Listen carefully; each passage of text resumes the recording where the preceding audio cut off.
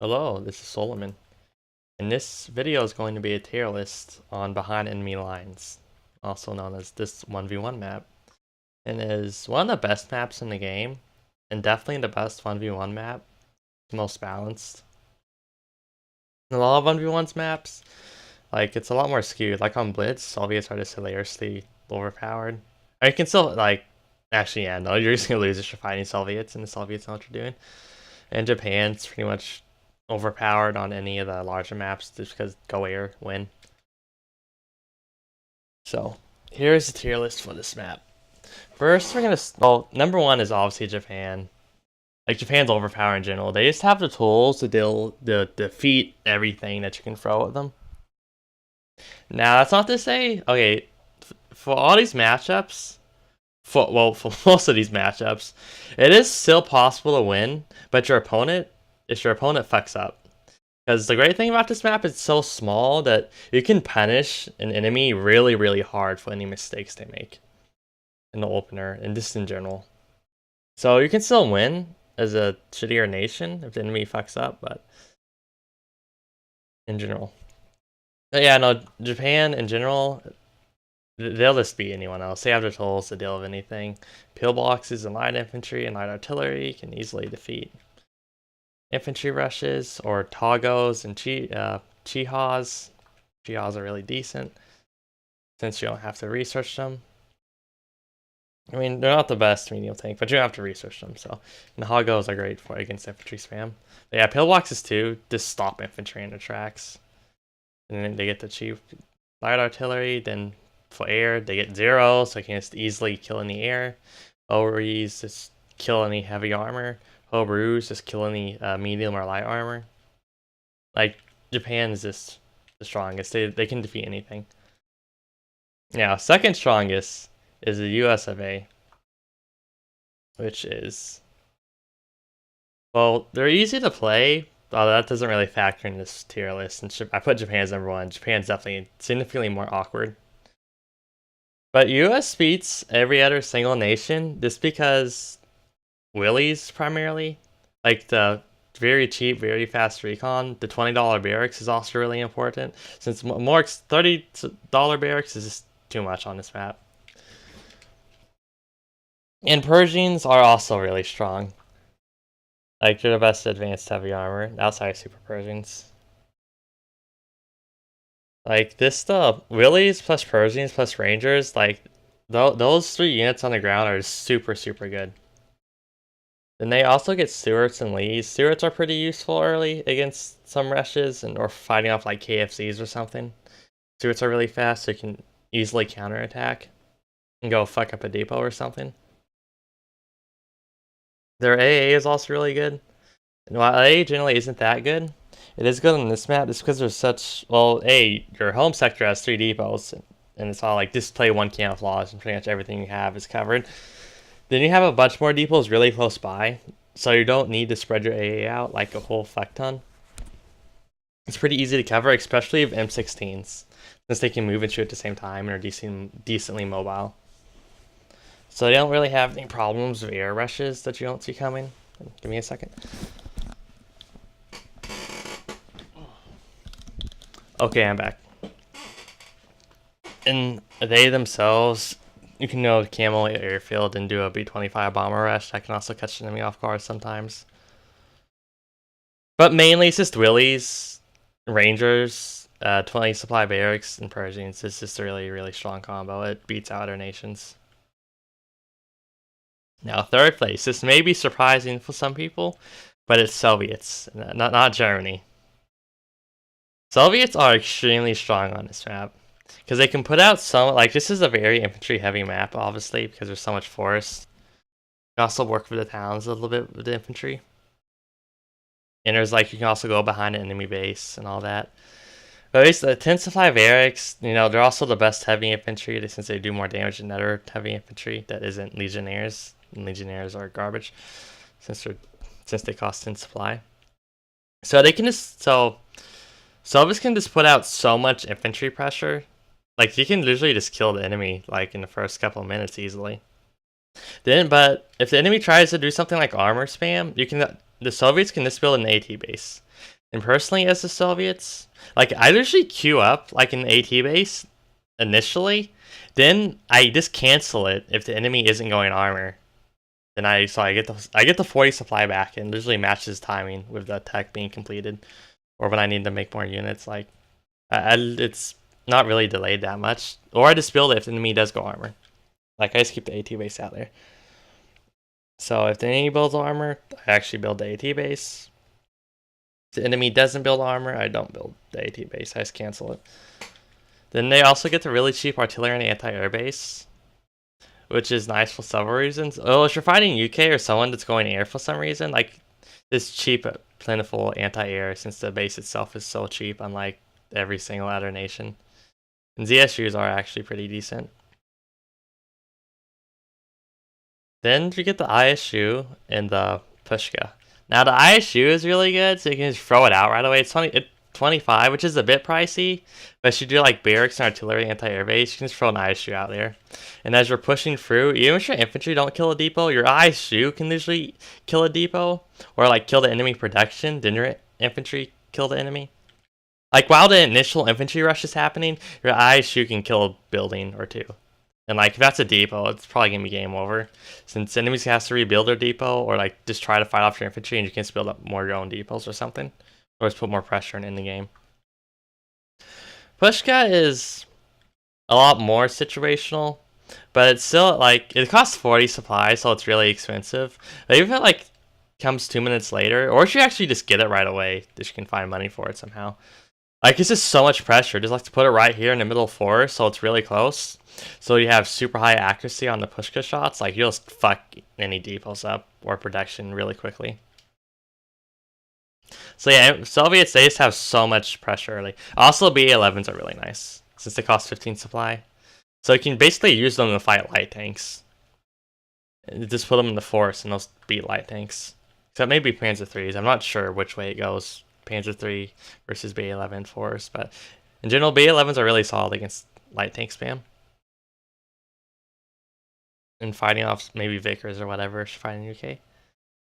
Okay, so the fourth strongest nation is Germany. Now the reason Germany is fourth, like in team games and in a lot of other situations, Germany is stronger than Soviets. But Germany on behind enemy lines, they just lose to Soviets, USA, and Japan. Japan just because Japan has all the tools they need and can defeat anything. But let's go over why Germany loses USA first. Germany barracks is 30 supply, and US is 20. The KFC is 20 supply. The Willys is 5 supply.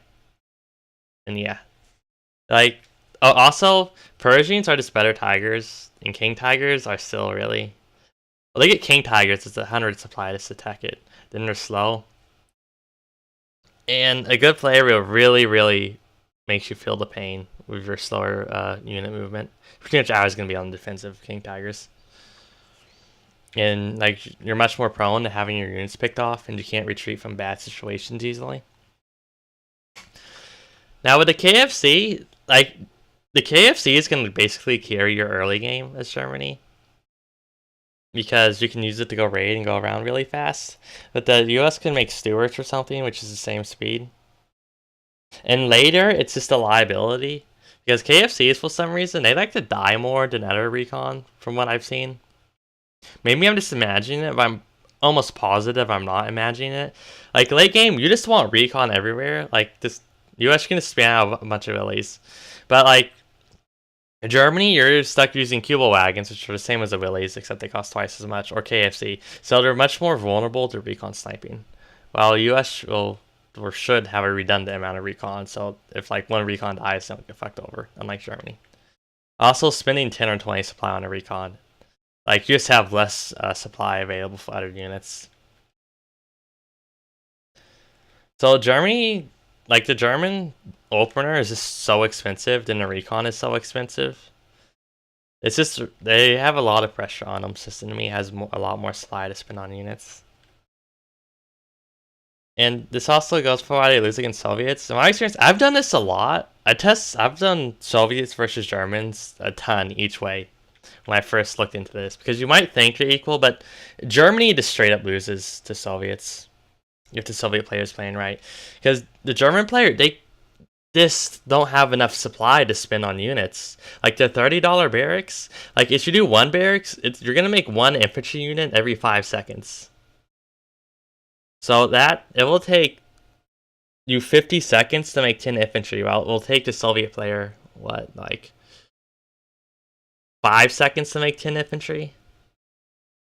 Like, if you only go one barracks, you literally can't create infantry fast enough to stop the Soviet rush. Like, you're only gonna have like 12 infantry out, or like 10 infantry out, and then Soviets are gonna have like 20 infantry out. You're just gonna lose. But if you go 2 barracks, that's 60 supply in barracks. Then there's also the recon issue, where you're not gonna be raiding with the KFC against the Soviets. The Soviets are gonna have infantry everywhere. You're not gonna get away with that. So you're having to spend more money on a recon too, unlike the Soviets. Because KFC has 5 supply more than the BA-11. I mean, you could get a Cuba wagon, but that's still 10 supply you're spending on basically a unit that isn't fighting, which is a lot. So, like, Germany just doesn't have the money to deal with the Soviets early. They just get forced into here, then the Soviets will just kill them with maybe an ISU or more infantry pressure. They just can't handle it. Now, Germany loses against the US because...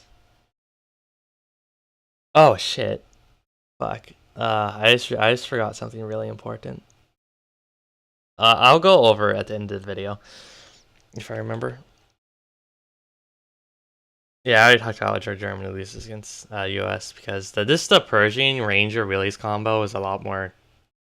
It's a lot better than the Tiger, King Tiger, KFC, Kubel, Stormgrenadier combo. Okay, so now we're gonna start getting like the shitty nations. So, 5th place is Italy. And Italy is just a nation that has so many problems. Like, they're just dysfunctional. They don't have any real advanced heavy armor, like no 500-meter range ones. And they don't have any AA until Proto Base, and they just have so much difficulty. But the thing is, a good player, if they play Italy, if you put a ton of effort in Italy and you're making a lot of right decisions, you can usually keep up with the enemy for at least a little bit. But you have to put a lot more effort in Italy to keep up with the enemy than someone has to put into whatever nation they're playing. The main thing that benefits Italy here is not really M15 rush. You don't really do that on this map. Then you can just make AT. And you can usually rush base AT anyway, but it's really if the enemy fucks up or not. Now, Italy has a really strong barrack start, since they can make light tanks and heavy infantry, so the enemy needs to respond to both threats. Like, if Soviets just stick with barracks, they're just gonna, like, Gvardiya and BA-11 are gonna lose to Granatary, what is it called? The fucking... Shit. Is it M11? Whether the Italian light tank, then the Italian Veloce, which is a machine gun tank. Like, those are, like, they'll just beat the Soviets for that in barracks versus barracks situation. So the enemy either needs armor to deal with the Italy light tanks or an AT base, which is a lot of added extra costs. Plus, 20 supply barracks is just nice in general. So, also, Italy just straight up beats France and UK, which are the other worst nations. So you can see, like, I'm kind of arranging the tier list, and that basically nations below a nation in a tier list, your nation, like Germany, can solidly beat France and UK. And actually, no, Italy can keep up with Germany, but Italy can just crush a UK and France. And Soviets can just crush Germany, Italy, UK. Well, actually, nah. Yeah, no, my bad. Soviets can keep up. Well, Italy can keep up with UK, kind of. Oh, shit. Okay. Italy can keep up with Soviets. It's difficult, though. But as I was just taking barracks versus barracks situation. So then the M15 follow-up is pretty powerful for Italy. Like, this, a lot of barracks pressure in the beginning, as you can imagine, then this M15s right away. This is more if the enemy has like an armor response and they go medium or light tanks. M15s are really cost effective against medium or light tanks, so you can just run the M15s in and kill the enemy tanks. Like it's a really high pressure follow up and really quick. The enemy can have trouble dealing it sometimes. Outside of that, Italy, they need to be on top of their air timing. Like Kadumi makes air, they need to make an airfield because Italy can't make breaded telemillimeters. Breaded telemillimeters are garbage. They cost too much money to make. So Italy needs to really be on top of making air if the enemy makes air. Otherwise they just lose. And they also really need to be on top of their proto base timing. If the game stalls long enough for the enemy to get heavy armor. Since you need the Kiro P26s and the Breda trucks to deal with the enemy heavy armor. So yeah, okay. Sixth worst nation is France. Because France is really vulnerable to its recon being sniped, the Panhard, and they don't have heavy infantry. That's actually the biggest issue. They don't have heavy infantry, so the enemy can just so many enemies can just straight up kill France. As long as they don't have a 30 supply barracks. I mean, Germany, like, well, it's harder with a 30 supply barracks, but all the other nations, they can just put a barracks on the side. Well, except Japan, since they don't have heavy infantry. But Japan has other easy methods. But yeah, just put barracks on the flank, and you can literally just kill France with infantry outright. Even if you can't kill France with the infantry, you can just box them in and usually do enough damage or keep them from taking depots that you control and shit and expand. The only time France wins is if you're fighting UK, or if the enemy isn't on top of keeping France contained, and France is just building up more and more armor. So, like, let's say you're like 7 minutes in, and France has like fucking 8 B1 bits or something, or like 6 soft 40s, and like a couple Panhards and just light artillery or something. Like, and then all of a sudden, like, all your infantry that you had, they end up dying in the next minute. So then you don't have any material, and France just has a ton of tanks or something, and they just go forward and kill you before you can make a response. That's the main way France wins on this map. If the enemy gets overconfident, isn't respecting France's ability to build up armor. Because then, like, they'll have all their infantry, but then France will actually start to break out. And, like, once the infantry die, the other person's like, oh shit, I don't have anything to stop all the B1 bis now, or soft 40s. Since he can't make more infantry at this point, since France has already reached a critical mass of material to defeat infantry, or at least break through it. And he can't build AT units because they'll just die to artillery, or B1 bis just straight up kill the base AT if they get in range. So yeah. Then the worst nation is UK, which is just fucking awful because the main issue with UK is that they have super expensive recon. The outpost is 15 supply, and it's obviously static, and it has one light caliber machine gun, which actually does 0 damage, so, and it dies super easily. Then their armored recon is 30, the Anson is 25.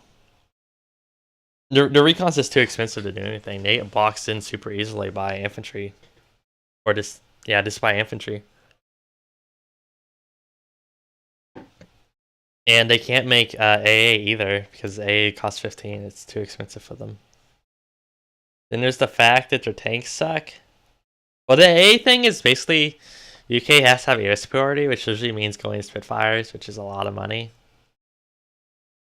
And the lack of available early recon makes it next to impossible to actually take depots outside of, say, two of them early. Like, you just don't have the right angles for the town. Like, the enemy will decide behind the town infantry. So then you have to get an armored base, which is 30. Then you have to get an armored recon, which is another 30. Or you build like another outpost or two, which is 15 each. Then the outpost can easily die. We have to get an Anson, which is 25, and requires building an airfield. Then the UK barracks is 30 supply, so it's really difficult to manage. And you still need a way to get recon to fight.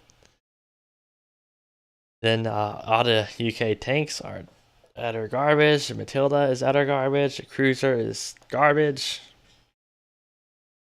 Like, all UK ground is just garbage. They don't have anything going for them.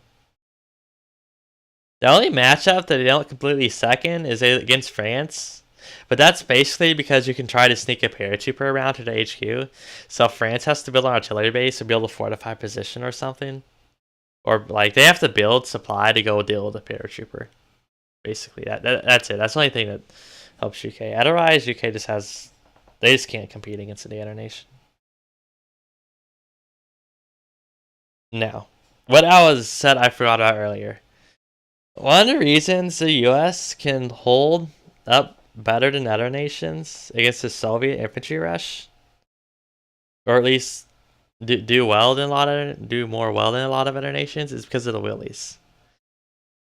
Because the Willies only cost 5 supply, the BA-11 costs 15. So if the Soviets make a BA-11 and you make a Willies, you get 2 infantry units. Since you have 10 supply extra, that the Soviets had to spend all 15 supply on the BA-11. You spent 5 supply on the Willies. Now you have 10 more supply to build 2 Rangers, which is actually huge because, like, the BA-11 gets a light machine gun. That doesn't do anything.